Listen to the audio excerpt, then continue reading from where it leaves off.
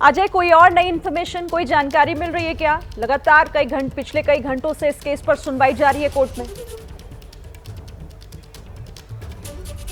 निश्चित तरीके तकरीबन जो है 2 घंटे का समय सुनवाई का जारी हो चुका है और इसके बाद महत्वपूर्ण क्या है, इस पूरे मामले में जो तमाम दूसरे फैसले कोर्ट के रहे हैं उनसे जुड़े उदाहरण जो हैं लगातार वकील दोनों पक्षों के अपनी तरफ से रख रहे हैं। लंबा समय तकरीबन 50 मिनट तक जो पहले पोंदा वकील थे वो बोल रहे थे, फिर प्रदीप गर्ग का जब मौका आया तो प्रदीप गर्ग भी लगातार अपनी बातें रख रहे हैं। नया कुछ अपडेट आपको दिखाई दे रहा है सूरज, क्या कुछ? जी बिल्कुल, जो सरकारी वकील है उनका ये भी कहना है कि आरोपियों ने अपने बयान का इस्तेमाल कर जो भी कुछ कहा उससे मुस्लिम समाज में असुरक्षा की भावना पैदा हो सकती है और उन्होंने कई सारी बातें रखी है जो कोर्ट में एक एक करके जांच में बाधा उत्पन्न कर सकते हैं। अगर उनको जमानत मिलती है तो किसी सबूत से छेड़छाड़ कर सकते हैं, इसलिए उन्हें उनकी जमानत याचिका रद्द करनी चाहिए। तो कई सारे ग्राउंड्स रखकर जमानत याचिका रद्द करने की बात की जा रही है।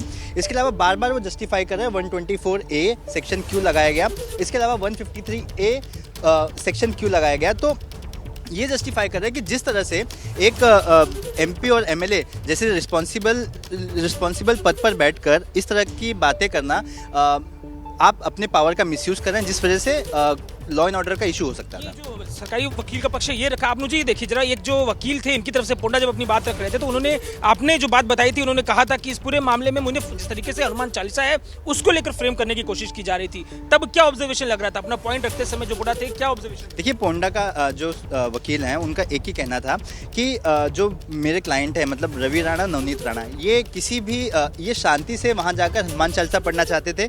इन्होंने कहीं पर भी ऐसा जिक्र नहीं किया कि हम जाएंगे और युद्ध करेंगे, ऐसी कोई बात नहीं थी।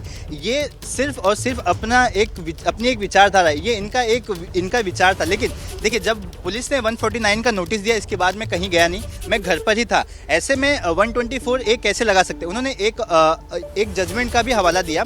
उस जजमेंट का हवाला देते हुए कहा कि अगर कोई क्रिमिनल किसी क्राइम को करने की बात सिर्फ सोचता है, ऐसे में उसे गिरफ्तार नहीं किया जा सकता या फिर उसे सजा नहीं दी जा सकती। तो ये जो सोचने की बात है, बार बार इसी बात को लेकर पोंडा जो शुरुआत में अपनी बात रखे थे तो कोर्ट से कह रहे थे कि जो भी लीगल टर्म्स है, मैंने कोई भी ऐसी बात नहीं मानी, मुझे नोटिस दिया गया, मैंने उससे भी माना, मैं तो ना जाने के लिए भी तैयार था। तमाम ये जो पक्ष हैं दोनों जो वकीलें लगातार रख रहे हैं, 2 घंटे से ऊपर का समय अब इस पूरे मामले में सुनवाई में हो चुका है।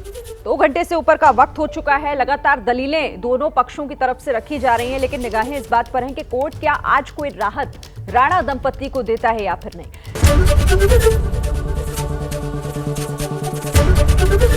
ABP न्यूज आपको रखे आगे।